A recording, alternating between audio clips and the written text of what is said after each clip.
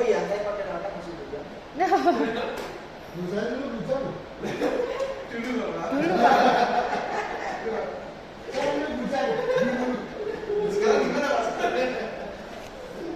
Iya, dulu masih bujang itu betul Pak. Lembarnya Mbak mana ya?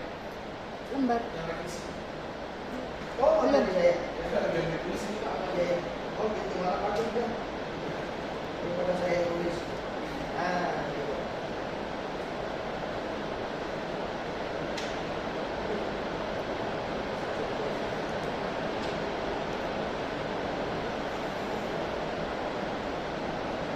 Ya, silakan dulu Pak. Bismillahirrahmanirrahim. Assalamualaikum warahmatullahi wabarakatuh. Salam sejahtera bagi kita semua. Selamat siang Bapak yang terhormat, dosen pembimbing saya Bapak Dr. Saman Abdul Aziz SE MSI. Yang terhormat para dosen penguji Bapak Dr. Abdul Malik Umar MSI dan Bapak Pujangga SE MAK.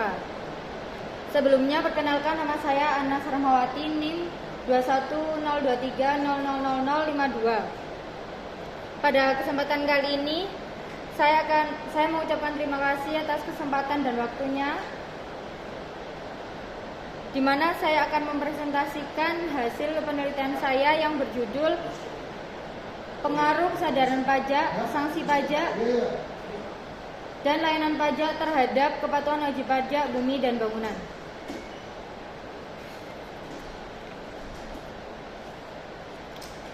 Latar belakang. Pembangunan merupakan faktor penting untuk meningkatkan kesejahteraan masyarakat. Pembangunan yang sukses memerlukan peran aktif dari masyarakat termasuk pembayaran PBB. PBB sebagai salah satu kontribusi penting bagi pembangunan daerah. Namun kesadaran masyarakat tentang pentingnya pajak masih sangat rendah. Oleh karena itu, peneliti tertarik melakukan penelitian lebih dalam terkait pengaruh antara kesadaran pajak, sanksi pajak, layanan pajak terhadap kepatuhan wajib pajak PBB terkhusus di Desa Kalisongo, Kecamatan Dawu, Kabupaten Malang.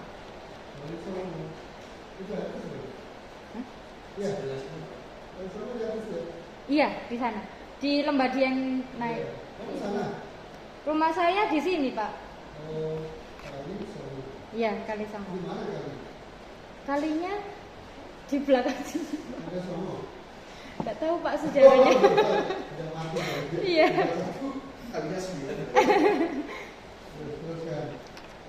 Terdapat 3 rumusan masalah. Yang pertama, bagaimana pengaruh kesadaran pajak terhadap kepatuhan wajib pajak, bagaimana pengaruh sanksi pajak terhadap kepatuhan wajib pajak, dan bagaimana pengaruh layanan terhadap kepatuhan wajib pajak.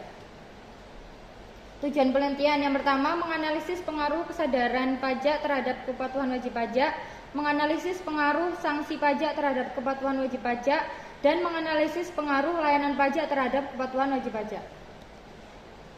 Landasan teori.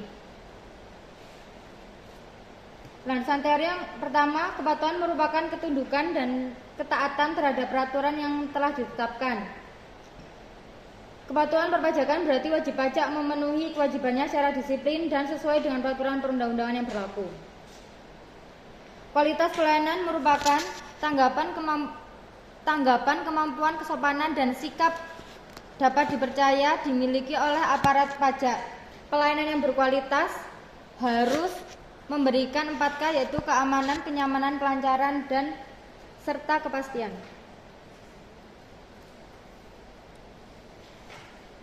Kerangka konseptualnya, kesadaran wajib pajak, sanksi pajak, layanan pajak terhadap kepatuhan wajib pajak.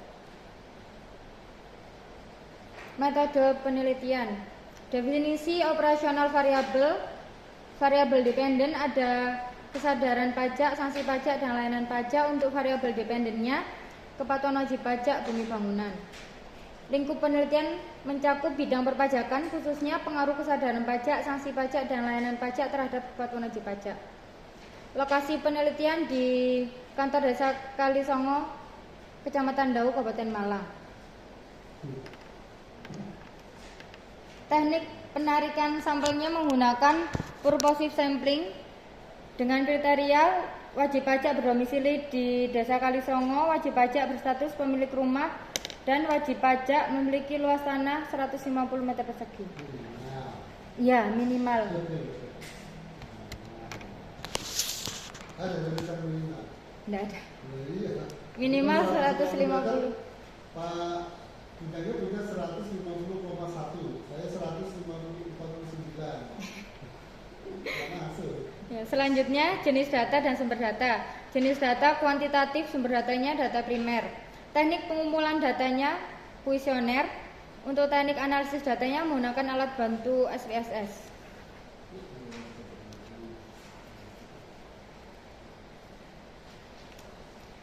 Selanjutnya yaitu hasil penelitian. Yang pertama, statistik deskriptif. Setelah hasil kuesioner didapatkan, dilakukan tabulasi data menggunakan Excel yang dilakukan analisis deskriptif. Semua data di raw data agar ketika diuji tidak ada data yang hilang atau missing. Sehingga bisa dikatakan bahwa data ini dapat dilakukan untuk analisis selanjutnya.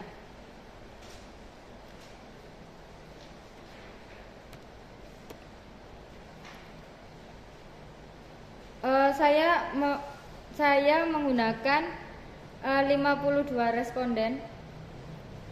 Laki-lakinya ada 24 orang, 46,2%, perempuannya 28 orang, 53,8%. Selanjutnya uji instrumen data. Yang pertama, uji instrumen data yaitu untuk mengukur kekuatan pengaruh antara variabel yang ada. Yang pertama, uji validitas data menggunakan Pearson correlation. Saya menggunakan Pearson correlation untuk mendapatkan data sudah terdistribusi normal atau belum. Untuk X1-nya yaitu 0,27 signifikan, X1.2-nya 0,978 signifikan, dan X1.3-nya 0,952 signifikan. Selanjutnya yaitu uji asumsi klasik.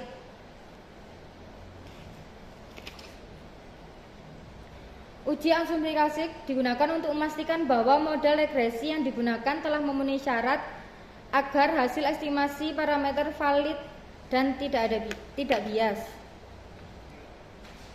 Yang pertama, uji normalitas menggunakan Kolmogorov-Smirnov. Metode Kolmogorov-Smirnov tepat digunakan untuk sampel besar lebih dari 40. Kolmogorov-Smirnov dikatakan normal apabila probably lebih dari 0,05. Pada tabel 1.13, hasil uji Kolmogorov-Smirnov menunjukkan nilai 0,152 yang dapat diartikan bahwa uji Kolmogorov-Smirnov dapat dikatakan distribusi normal. Selanjutnya uji multikolinearitas. Nilai variabel independen VIF kurang dari 10 agar tidak terdapat pelanggaran. Hasil uji multikolinearitas pada kolom collinearity statistik. Nilai X1 toleransinya 0,522, untuk VIF-nya 1,916. X2 0,511 untuk itu semua uji asumsi klasik terpenuhi. ya. Ya, sudah bagus. Apa yang kamu? Selanjutnya yaitu persamaan regresi linear berganda. Setelah data tidak ada missing, tidak ada multikolinearitas, dan tidak ada heteroskedastisitas, maka dapat dilakukan analisis persamaan regresi berganda. Untuk koefisien regresi X1 hasilnya negatif 0,111, yang berarti bahwa setiap kenaikan 1 unit dalam kesadaran akan menurunkan kesadaran wajib pajak Y sebesar 0,111.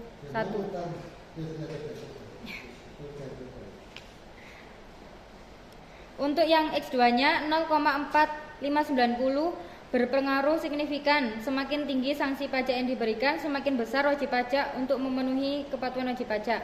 Untuk X3-nya 0,442. Selanjutnya yaitu determinasi R kuadrat. Besaran yang menunjukkan proporsi perubahan variabel bebas yang menjelaskan perubahan variabel terikat. Semakin tinggi nilai R kuadrat, maka semakin baik.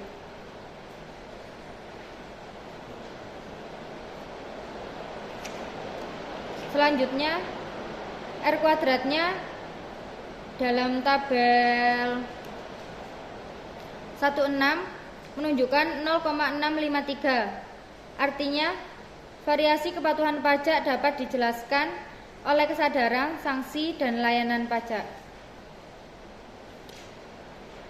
Selanjutnya uji signifikansi atau uji F.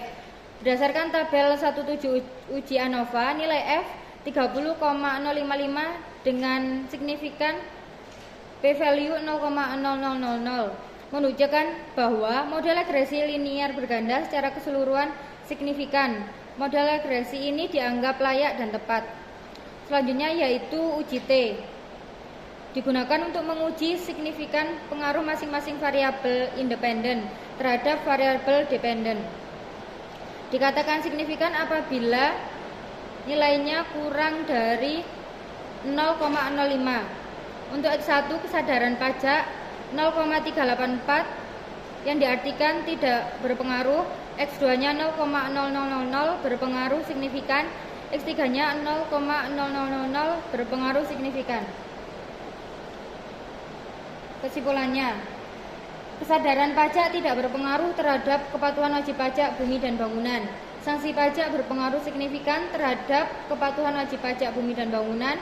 Layanan pajak berpengaruh signifikan terhadap kepatuhan pajak bumi dan bangunan. Terima kasih dari saya.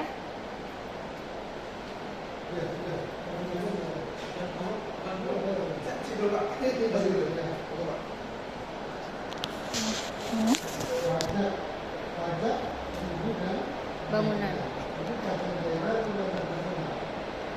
Pajak daerah. Pajak daerah, Pak. Daerah. Daerah. Gimana, Pak? Maknanya apa kalau pajak daerah?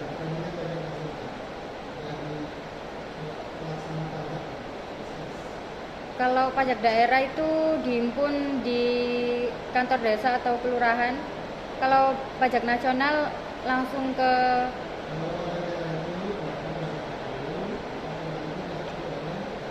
daerah.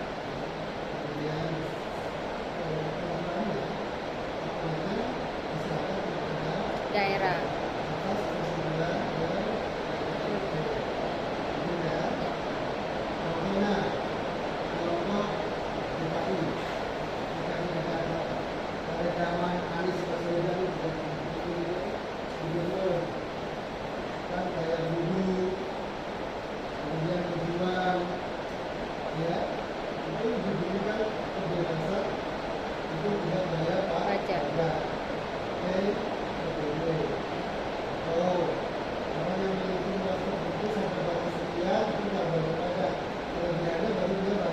Pajak. Pajak.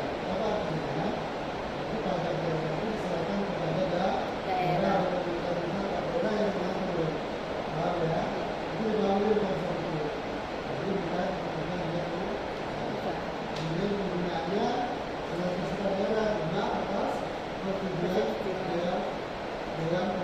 Rakyat.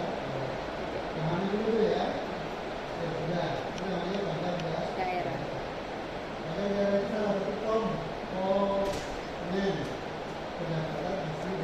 Daerah.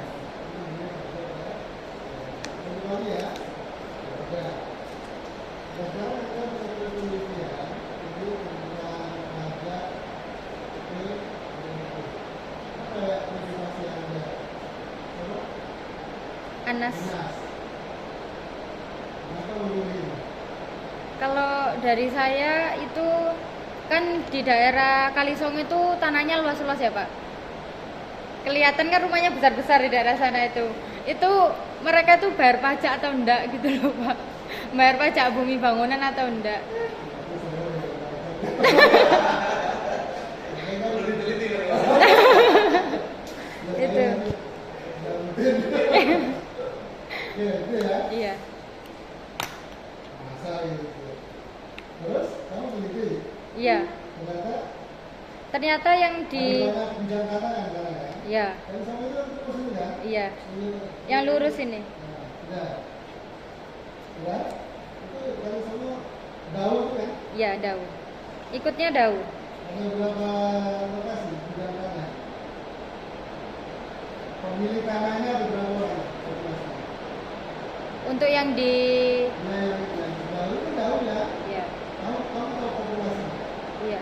berapa orang? Tapi enggak saya cantumkan di sini, Pak. Berarti populasinya tidak diketahui. Iya. Ada tapi, Pak. Ada tapi tidak dicantumkan. Sekarang kamu ngambil sampelnya berapa? 52. Apa dasar penentuan angka 52? Kuesioner, Pak. Ya. Penentuan sampel. Oh, Sampel. iya, Itu iya. ada juga populasi diketahui dan populasi tidak diketahui. Tahu. Kalau populasi diketahui di mana rumusnya? Kamu kan pakai slopin ya? Iya. Ya, populasinya diketahui, populasinya tidak diketahui. Rumusnya kan berbeda. Nah, pertanyaan saya, populasinya diketahui atau tidak? Tidak diketahui, Pak. Nah, tidak diketahui. Tapi kamu bikin sama. Jadi angka 52 yang kecil itu udah ujuk-ujuk ada dasarnya. Iya. Mana pertanyaan angka 52? Saya enggak pakai slovin, Pak. Dia pakai apa?